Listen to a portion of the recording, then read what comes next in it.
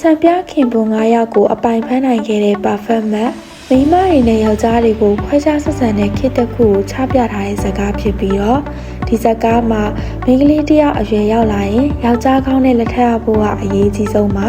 ဒီဇာတ်ကားမှာစုံသွဲ9တွဲပါတယ်ထူးခြားချက်ကစုံသွဲတစ်ယောက်ချင်းစီအကြောင်းတေချာရက်ပြသွားတာပါတရဲမှာပြဿနာတွေကြုံပြီးနောက်ဆုံးညားသွားပြီဆိုနောက်တရဲအကြောင်းထပ်ပြီးဇလန်းဆက်ပါတယ်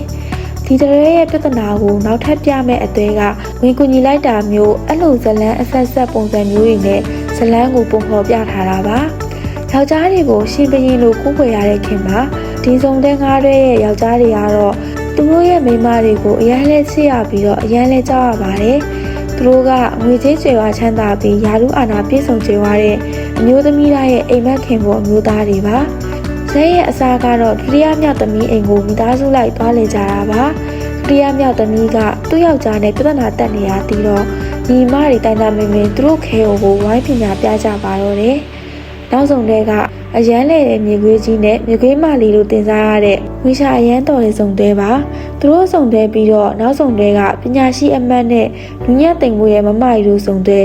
ပညာရှိအမတ်ထောင်ကြတဲ့အချိန်တရားသူကြီးကိုအကူအညီတောင်းဖို့ချဲနဲ့တက်တဲ့စတုထမမလေးကအငင်းအထန်လိုက်အပူကက်ရင်စတုထညီမလေးနဲ့အနေအေးလုံးနဲ့တရားသူကြီးတို့ချစ်ကြိုးတွေပါတော့တယ်အငယ်ဆုံးအဆိုးဆုံးညီမလေးပဲအိမ်အောင်ကြောက်ဖို့ကြံတော့လူရိုးလူအေးလေးနဲ့လက်ထပ်နိုင်ဖို့အတွက်ညီမတွေဝိုင်းစူးစမ်းပေးကြပေမဲ့သူတို့ညီမလေးကိုနာမည်ဆိုးနဲ့ကြော်ကြားတဲ့ဘင်းရောက်ဖကခိုးပြေးသွားတဲ့အခါနောက်ဆုံးစုံတွေကိုလည်းတဘောတူလိုက်ရတဲ့ဇာတ်ကားပါ